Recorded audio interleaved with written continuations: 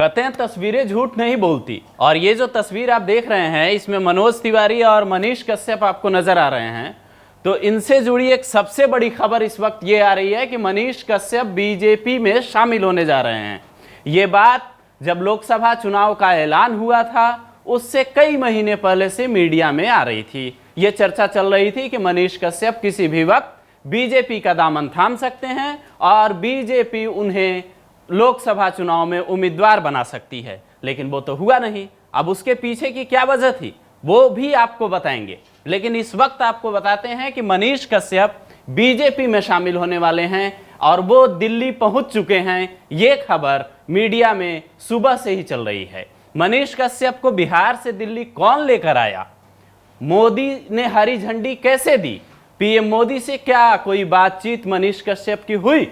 PM Modi जब बिहार में rally करने गए थे तब ये खबरें भी आई थी कि मनीष कश्यप उनसे मुलाकात करना चाहते हैं।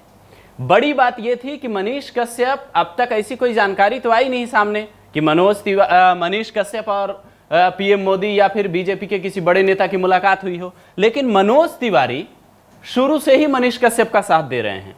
आप ये जानकर शायद हैरान हो जाएं कि जब मनीष कश्यप तमिलनाडु गए थे, तमिलनाडु जेल में बंद थे, तो वहां भी मनोज तिवारी मिलने गए थे, ऐसी खबरें आई थी। उसके बाद पटना जब बिहार के जेल में मनीष कश्यप बंद हुए, वहां भी उनसे मिलने मनोज तिवारी गए थे। और बड़ी बात यह रही कि ये जो तस्वीर आप देख रहे हैं ये कुछ महीने पुरानी है और ये तब की है जब मनीष कश्यप जेल से बाहर आए थे, और उनके जेल से बाहर आते ही मनोज तिवारी उनसे मिलने पहुंचे और उनकी मां से एक वादा किया था। क्या वो वादा यही था कि आपके बेटे को बीजेपी में लाया जाएगा, उससे टिकट दिलवाएंगे, सांसद बनाएंगे। फिलहाल टिकट वाली बात तो नहीं कही जा सकती है क्योंकि बीजेपी ने उस सीट से अपना उम्मीदवार उतार दिया है।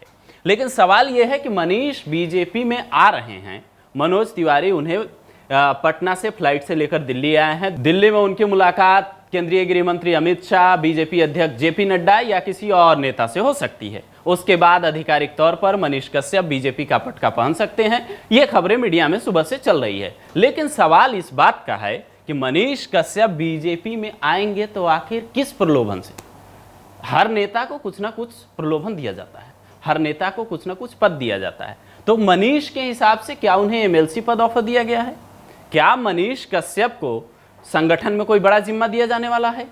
ये सारे सवाल तब तक बने रहेंगे जब तक मनीष कश्यप को लेकर बीजेपी की ओर से कोई आधिकारिक ऐलान नहीं होता। फिलहाल सबकी नजरें इसी खबर पर है।